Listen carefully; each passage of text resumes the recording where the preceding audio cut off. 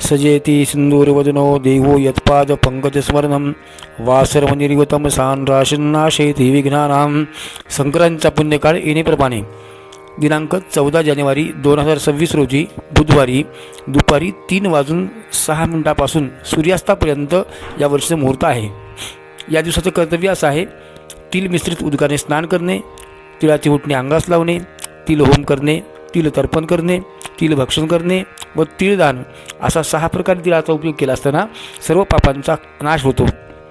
दिनांक 14 जानेवारी 2026 रोजी दुपारी 3:06 सूर्य मकर राशीत प्रवेश करत आहे. बालवकरणावर संक्रमण होत असल्यानं उक्त वाहन येणेप्रमाणे आहे. वाहन वाघ असून उपवाहन घोडा आहे. पिवळे वस्त्र परिधान केलेले आहे. हातात गदा घेतलेली असून केशराचा टिळा लावलेला आहे. वयाने कुमारी असून बसलेली आहे.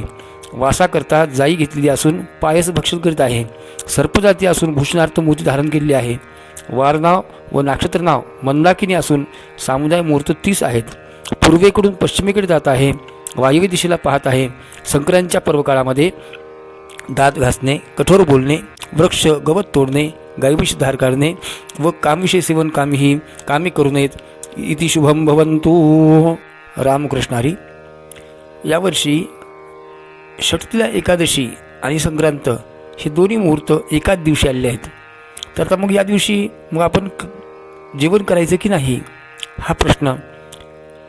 या दिवशी एकादशी असल्यामुळे सरासरी सर्व महिलांना एकादशी असतेच, म्हणून सर्वांना विनंती एकादशी करावी. व्रत फराळाचं भक्षण करायला हरकत नाही, फलाहार भक्षण करावे आणि नैवेद्य तिळगुळाचा नैवेद्य दाखवावा.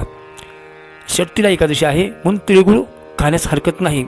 या एकादशीचं नावच षटतिला एकादशी आहे म्हणून तीळ खाण्यास हरकत नाही.